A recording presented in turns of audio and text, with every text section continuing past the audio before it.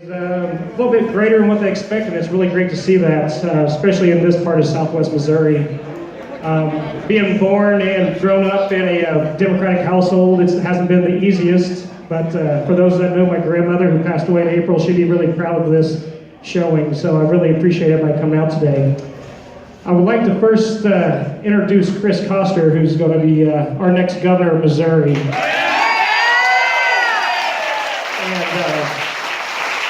Really is nobody better for the job. Him being an Attorney General has done a lot to stand up for Missourians, laborers, and everybody here that makes Missouri great, especially Southwest Missouri.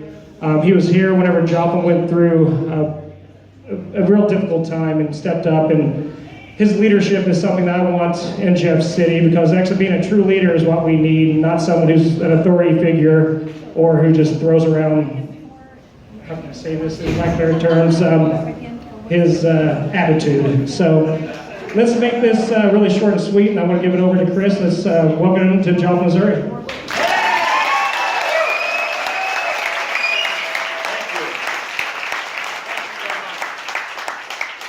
What a cool venue. I got to come back here on a Friday night and see what's going on here with Democrats. Then it's a piano bar. Democrats taking over on Friday night as well. Yeah. Always.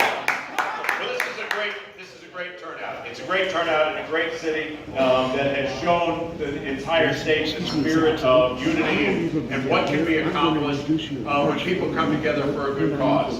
Joplin will always be known for the lessons that it taught this state during a very difficult time, and it's lessons that we as Missourians should learn going forward. We've got a lot of folks from the organized labor community here, and I want to say thank you to them.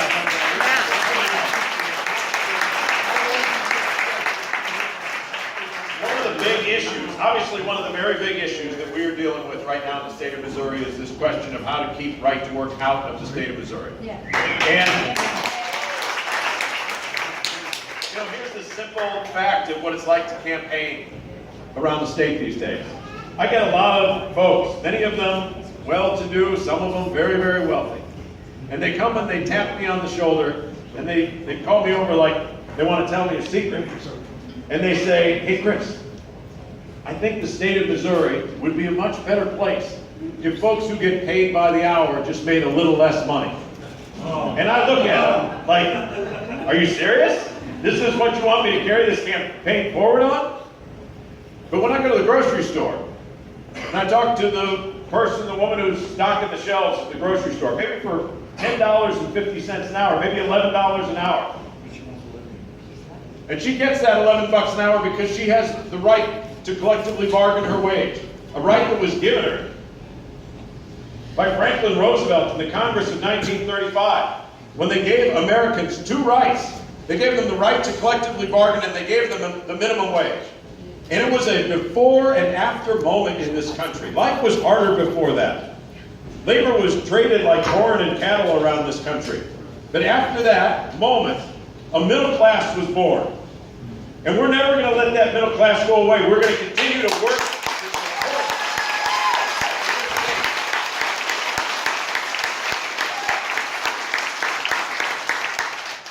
Donald Trump tells this story about Carrier Heating and Cooling. Many of you have heard this story as you've watched the national political dialogue going. 1915, Carrier Heating and Cooling comes into existence. And it grows as this nation grows. It grows through World War I, it grows through World War II, it grows through and because of the establishment of the middle class we just talked about. They build heating and cooling boxes, and we plug them into our houses in this country by the millions. They keep us warm in the winter, cool in the summer, and they were successful as we became successful as a nation. But about in February of 2016, Carrier Heating and Cooling comes out with this announcement to the country whose shoulders it was lifted up on. It said that no longer does Carrier Heating and Cooling want to pay people $20 an hour to build these units. They're going to pay people $18 a day. And in order to do this, they want to leave the country and move down to Monterrey, Mexico, and then sell all those products back into the United States. That's the story that Donald Trump sells. That is the story of what is challenging America right now that Carrier is representative of the problem of. Because not only does Carrier not ever want to pay a union wage again, Carrier is saying to the very country that built it up, they don't even want to pay the minimum wage. They don't want to pay half the minimum wage, and don't intend to, because if they go down to Monterrey, Mexico, they can pay people $2.35 an hour. But that is where Donald Trump stops the story. What Donald Trump forgets to tell America is that the state of Indiana is a right-to-work state. The state of Indiana is a state that this stuff was never supposed to happen in.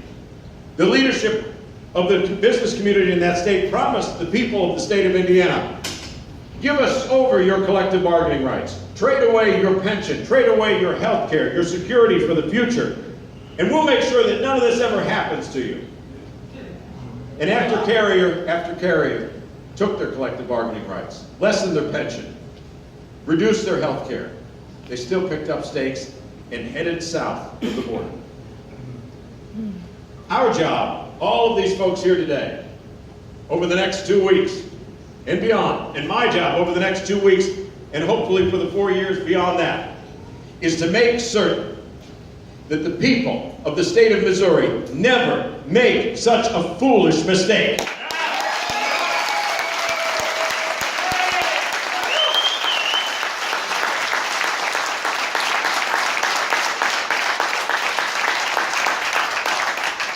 A lot of folks are frustrated in the state these days because people in Jefferson City haven't been working together well. And the extremes have separated, and the centrifuge of politics and partisanship continues to spin, and we just have stopped making progress. Government is a synonym for cooperation. We built a beautiful capitol 100 years ago, in 1917, up on the banks of the Missouri River in Jefferson City. We built that beautiful building not as a place to call government. We built it as a place for Missourians to come together to cooperate. Right. Yeah. And when the candidate for the other party introduces himself, comes out of nowhere and introduces himself to the state of Missouri with this machine gun and this thing blowing up out in the distance. Have you all seen this ad? It blows up like 30 feet in the air. All over the state, people ask me, what is that thing blowing up out there in the distance? It's your job. And I tell them,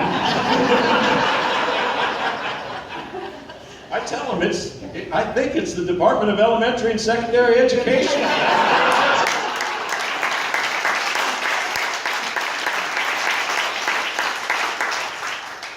But we send our elected representatives to go to Jefferson City and to cooperate and to bring people together and to find solutions somewhere in the center, where everybody gives a little and comes together and does the right thing for 6 million Missourians. And one thing I'll tell you, and then I'll end up in this talk this morning. One thing I want you to know is that I am very, very proud that the coalition that has come behind this effort for the governor's office is the broadest, most expansive coalition that any governor's race has put together in the last 50 years, since before Warren Hearns was elected in this state in 1964. It's not just the Democratic Party. It's not just Democrats and independents. The Missouri Farm Bureau, for goodness sakes, is with us. The cattlemen, the Soybean Association, the corn growers, the pork producers, nearly the entirety of the agricultural community. Folks who rarely come behind Democrats, folks who are passionate about the Second Amendment, police officers, teachers, Democrats. We have the broadest coalition ever that has come behind a single candidate for governor. And they're not doing it because I answered some questionnaire the way they like it. They're doing it because they have watched me work in Jefferson City for over a decade. They have watched me bringing people together toward the center to make progress. Nobody in this state gets everything they want, but all of us can make progress if we would just take a step toward one another, toward cooperation. When the Republican Party, not all of them, because it's not true, and all of them aren't doing this, but when this gentleman that I'm running against declares war on government, he is declaring war on cooperation.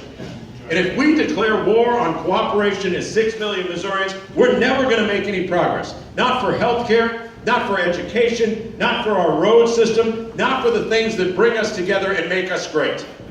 And so I ask you, over the next 2 weeks, those of you in this room, you wouldn't be here if you weren't going to vote. Some of you may have already voted early. The reason that we're here together is not just to pat each other on the back. The reason that we're here is to take the message from this place and to go back into this community and remind people of the importance of getting out and supporting cooperation and unity and progress and bringing people together in this state. That's why I stay in government after 22 years. That's the only reason to be in government, bringing folks together. Thank you for carrying that message over.